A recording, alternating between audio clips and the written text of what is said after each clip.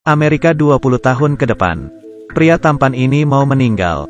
Tidak takut sedikit pun. Dokter bantu dia pasang sabuk pengaman. Menyalakan mesin. Mendorong ranjang ke depannya. Lampu pun menyala, dan kepala Nathan diunggah.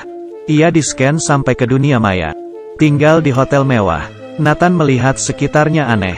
Dengar suara pelayanan Nora mengobrol. Tapi ia bosan, dan mengontrol pakai mesin membiarkan Nathan tidur. Nora menekan tombol, menutup tubuh Nathan dengan selimut. Keesokannya Nathan terbangun karena cahaya matahari.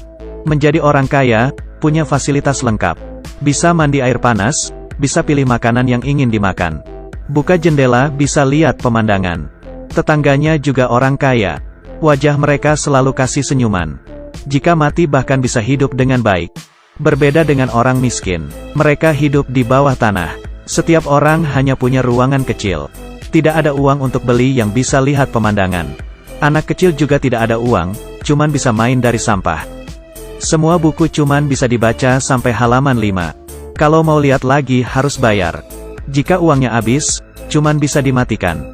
Kecuali kalau keluarganya membayarnya. Kalau tidak ada, mereka akan dimatikan. Nathan kaget melihat ini. Ia ingin makan sesuatu untuk meredakan hatinya. Baru aja mengambil makanan. Sambil mendengar berita. Sarapan pagi berakhir sampai jam 10. Tidak. Nathan kaget. Tidak kepikiran ini makanan maya. Semuanya hilang. Keluar jalan-jalan untuk menenangkan diri. Di tengah jalan, ia menemukan daun juga dikendalikan. Program juga mengatur seseorang untuk beriklan. Jika ia tidak suka, orang yang menawarkan iklan akan terus bicara. Karena program terlalu banyak, gambarannya jadi tersendat. Tak hanya butuh waktu untuk menyelam. Bahkan sampai pelayan juga tersendat. Nathan stres. Dunia maya ini tidak seperti bayangannya. Ia ingin balik ke dunia nyata. Ia berlari keluar, ingin mencari penghubung kedua dunia. Di dalam dunia maya, perilaku begitu bisa disebut bunuh diri. Karena toren berbahaya, dan bisa dimusnahkan. Tidak boleh melewati batas toren. Ia tetap melewatinya. Tiba-tiba pelayanan Nora muncul. Nathan marah, membuat Nora menangis. Tapi Nora tidak menyerah. Mungkin ketidaksempurnaan ini akan buat tempat ini seperti dunia nyata. Karena kehidupan tidak sempurna. Ia tergerak hatinya, dan akhirnya kembali, dan menerima dunia maya, dan bilang ingin pelihara hewan. Setelah setengah hari memilih, akhirnya ia pilih seekor anjing. Ia pilih karena kelucuan anjingnya. Tiba-tiba anjing mengeluarkan suara. Aku tahu kemarin kamu tidak beruntung. Jadi mau ngobrol. Ternyata ini dokter psikolog. Orang Amerika ingin ia hidup. Mereka menggunakan otaknya dan pakai badan lain. Pelan-pelan ia terbangun. Ia melihat sekeliling, menghirup udara, dan menggerakkan jari-jari, memastikan bisa berfungsi. Eksperimen ini berhasil. Tiba-tiba hidungnya keluar darah. Semakin banyak, dan tampilan TV berubah jadi iklan bubuk. Orang sebelah Nathan ketakutan, memikirkan untuk membangkitkannya. Sekarang jadi takut. Demi menerima kalau dia sudah meninggal. Ia menghadiri acara pemakamannya. Ia ingin mencium pacarnya, tapi terhadang oleh layar. Ia ingin memeluk temannya, juga terhadang layar. Ini mengingatkannya. Ia sudah meninggal. Pemuka agama mulai menyalakan video Nathan. Tampilannya semua aneh, malah berubah jadi pertandingan sepak bola. Bahkan pidato di acara pemakamannya juga hancur. Pacarnya hanya sibuk menelepon sponsor pemakaman. Dan teman lainnya, tidak merindukannya sama sekali. Hanya penjaga keamanan rumahnya, yang berpidato dengan benar untuknya. Nathan merasa ia telah gagal. Ia ingin bilang ke pacarnya, tapi pacarnya menyalahkannya, dan menghapusnya, agar ia hilang selamanya. Nathan sedih. Apa kehidupan ini sudah mati? Semua uangnya diambil oleh kerabat. Semuanya tidak ada hati, tidak ada satu teman pun yang bisa menghibur dirinya. Tujuan semuanya hanya untuk berkumpul. Untuknya ada pelayanan Nora di sana. Nathan senang. Tiba-tiba ia terpikir, mungkin bisa jadikan Nora teman baru. Saat balik ke dunia maya, Nathan mencari Nora. Saat yang lain memberikan bintang jelek untuknya. Ia memberikan bintang 5, membantunya menaikkan peringkat. Mereka pergi ke perpustakaan, jelajahi arti maya dan nyata. Nathan juga membantu Nora mengurus tamu di saat ia sedang sibuk. Membuat senang keponakan Nora. Keduanya jadi semakin dekat.